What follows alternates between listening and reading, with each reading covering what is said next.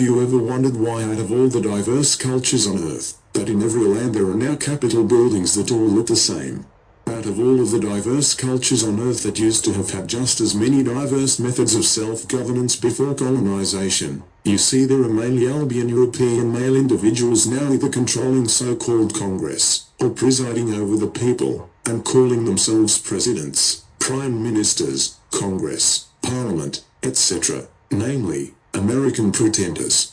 Every land on Earth now have constitutions that we fight for.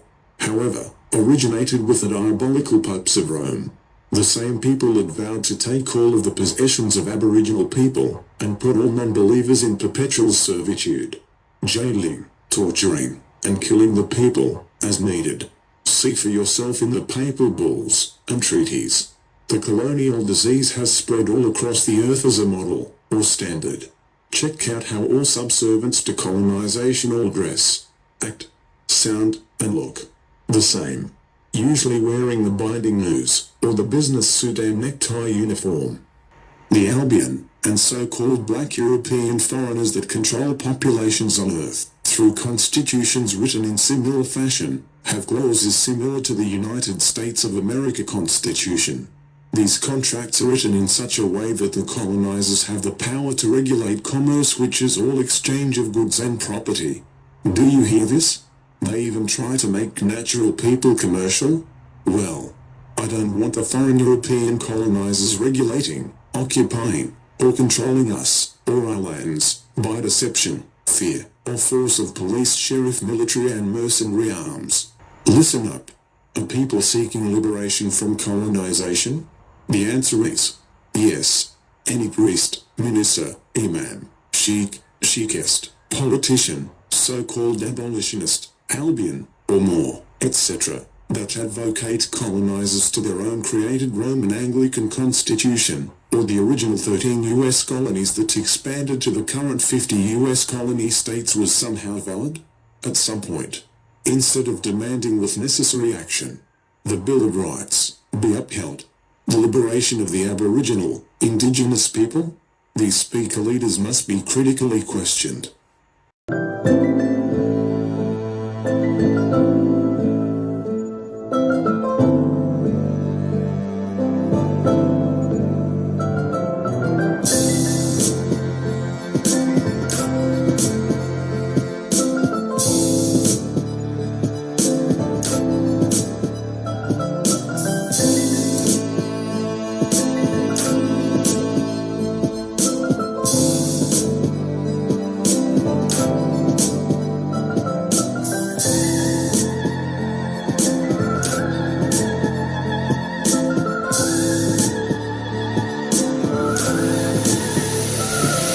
It is the year 1680.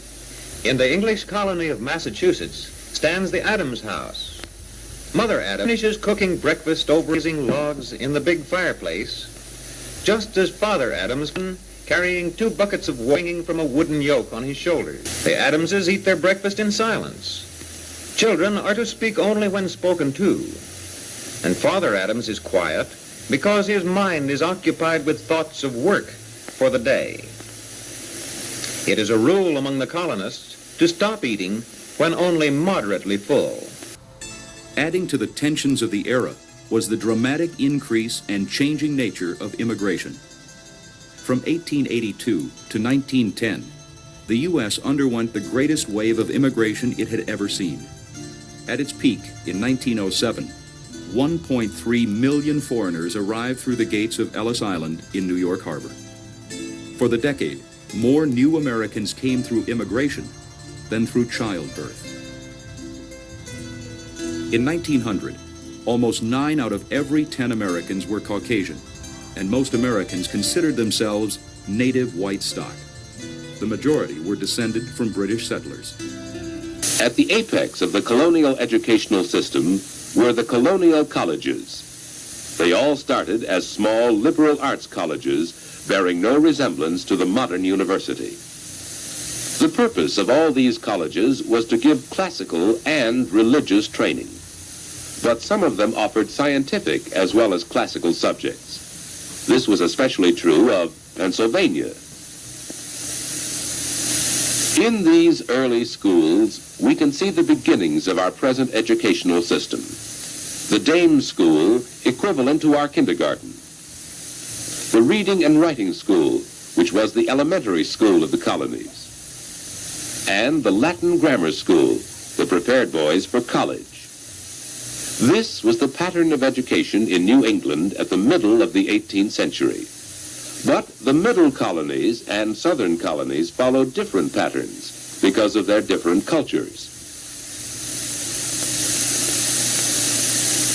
To the middle colonies came the Dutch to New Amsterdam, the Quakers to Pennsylvania, the Catholics to Maryland.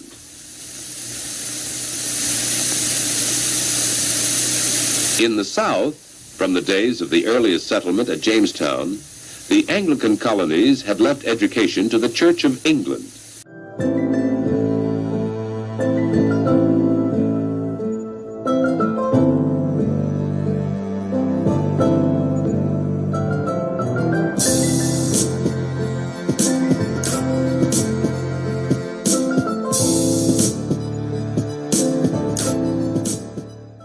Check this out.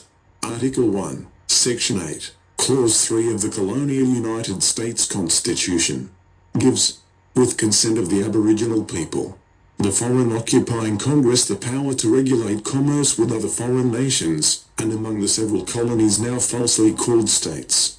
Also with the so-called Indian tribes where the foreign colonizers also fabricated Indian to steal our lands. Etymology of regulate means to adjust by rule, method, or control. It means to control by rule and direct. To lead and to govern by restriction. My consent never was given, and never be given. You can agree with this, that the only part of their foreign colonial United States Constitution that they honor is the part that they falsify as being money, and under their control, at the expense of the Aboriginal people. Article 1, Section 10 of the United Colonies States Constitution reads in part, that no state, colony, shall make anything but gold and silver coin as tender in payment of debts. Hold up, and pay attention to this. Who regulates through their constitution? Who hoards all of the gold and silver in their vaults, banks and location of Rome's Vatican? It is only with the foreign Europeans' permission can the people have just a little bit of our own, silver and gold. The only way to gain access is with the foreign Federal Reserve Note, known as the foreign private commercial paper, fiat, even though their constitution stipulates otherwise. If the Aboriginal people cannot live without being controlled by the foreign operators, then the people are truly doomed by our own consent to entrusting the foreign European, Albion, and so-called black colonizers to uphold the constitution that subjugates the Aborigine on our own lands. Who is demanding the foreigners to leave our lands and honor their so-called Bill of Rights? People cannot eat or live on silver and gold. Makes you wonder why people all over Earth are rebelling. Why people are trying to become liberated as before the colonizer invaded, and now trying to escape by falling prey to ideas like Bitcoin.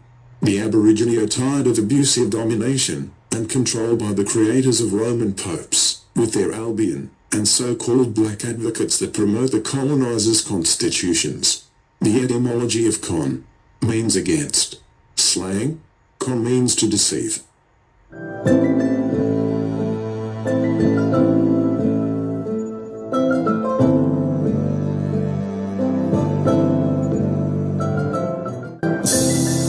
In conclusion, Aboriginal indigenous people lived in paradise on the islands and prospered until the Italian invader, Christopher Columbus, arrived with his Spanish ships.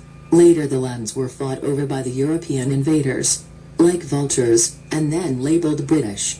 The chains of islands referred to the Antilles, and their peoples were never again the same after being invaded, subjugated to the Spanish and British crowns, and dominated by rigid draconian ways and means. These colonized chains of islands, now called the Caribbean, actually meaning the savages. Today, the remaining colonizers' stones, Christian dogma, deviant values, and British banners conceal all traces of the former life of the Aboriginal peoples before the Europeans invaded. These lands are not states, territories, or countries. I repeat, are not states, territories, or countries of the colonizers that stole them. These colonized areas are what they originated to be at the initial invasion. That is, colony fictions, occupying the American lands of the Aboriginal Indigenous copper-complexion people.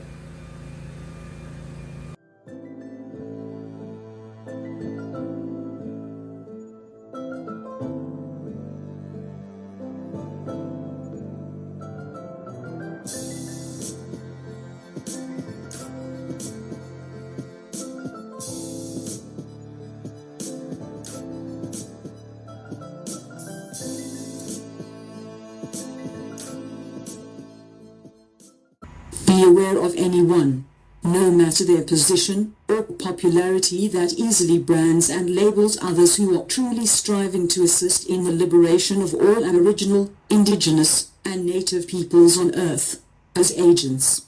No one, I repeat, no one, has all of the answers. Otherwise, our common problems with the colonizers would be resolved. Correct?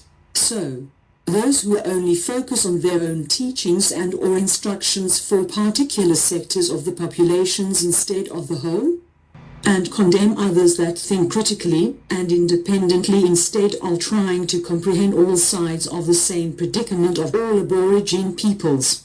Please, be aware. Go with what you know to be true, not simply what someone has told you with influential speech. Because as soon as so-called nationals are jailed or imprisoned helplessly with serious false accusations against them made by the very same colonizers they speak against, nationally, absolutely nothing is done to bring remedy in real-life situations. Everyone appears to be afraid of each other. Whether our love teachers claim their assumed positions or not, the etymology of sheik and sheikist means chief, head, the highest in rank or power, most important or prominent, the best, leader and guide. My beloved Aboriginal, Indigenous, and Native brothers, sisters, and our dearest children, the only way to liberation on Earth is to completely remove ourselves from the colonizers' ways of regulation and control, which includes their old declarations of independence from their own lands, their constitutions, treaties, and trusts, etc. Otherwise, the old imperialist cycle remains intact to keep repeating itself all over again. Like the United States going bankrupt, and then the operators simply file Chapter 11 in order to start right back up again under a modified name of doing their business of abuse and exploitation. It's the same old, same old. There is nothing new. On behalf of Sister Nura and Brother Victor Nassau, we greet you always, in love, truth, liberation, wisdom, and paradise.